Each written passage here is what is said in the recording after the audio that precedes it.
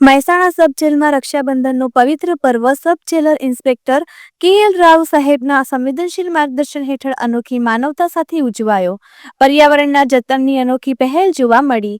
આ વર્ષે રાવ સાહેબના વિશેષ પ્રયાસો દ્વારા મહેસાણા ખાતે રક્ષાબંધન પર્વનો તહેવારો ઉજવાયા, જેમાં મહેસાણા ઇન્સ્પેક્ટર H.N. વાઘેલાના માર્ગદર્શન હેઠળ દરેક કેદીની બહેનોને ખાસ પેડ આપવામાં આવ્યા અને રક્ષાબંધન પર્વ નિમિત્તે વ્યવસ્થા કરવામાં આવી હતી, જેથી તેઓ પોતાના ભાઈઓની રાખડી બાંધી શકે અને ભાઈ બહેનના પ્રેમના અદ્ભુત બંધનને મજબૂત કરી શકે. આ પહેલથી જેલની દિવાલોમાં પણ પ્રેમ અને સ્નેહનું વાતાવરણ સર્જાયું. બહેનોના ચહેરા પર આનંદની ચમક અને ભાઈઓની આંખોમાં સ્નેહના આંસુએ આ પર્વને યાદગાર બનાવ્યો. રાવ સાહેબની આ માનવીય પહેલે સમાજમાં એકતા અને સંબંધોની મહત્તા દર્શાવી. જેલની દિવાલોમાં પણ પ્રેમનો રંગ રેલાય, બહેનની રાખડીથી ભાઈનું દિલ ખિલાય.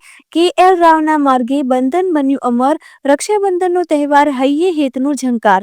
આ ઉજવણીએ કે.એલ. રાવ સાહેબના માર્ગદર્શનમાં દરેક કેદીની બહેનોને આપેલા પેડની વ્યવસ્થા દ્વારા પ્રેમ અને માનવતાનો અનુપમ સંદેશ આપ્યો. Bureau chief MG live news, Chetan Patel, Mehsana.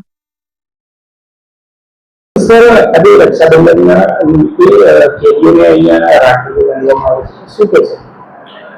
Rakshabandhan એટલે ભાઈ બહેનનો પવિત્ર તહેવાર છે, જે નિમિત્તે આપણે બંદીવાન ભાઈઓ છે એમની સગી બહેનો એમને રાખડી બાંધી શકે તે બાબતે આપણે જેલોના વડા ડોક્ટર કે.એલ. રાવ સાહેબની સૂચના મુજબ અહીંયા વ્યવસ્થા કરી આપી છે. સાથે સાથે રાવ સાહેબની સૂચના મુજબ, માર્ગદર્શન મુજબ અમે તમામ આરોપીઓ દ્વારા એમની બહેનને એક છોડ આપશું, જે એની બહાર જતન કરશે, પર્યાવરણનું જતન થાય એવી શુભકામનાથી અમે આ આશયથી આ એક કોન્સેપ્ટ રાખેલ છે.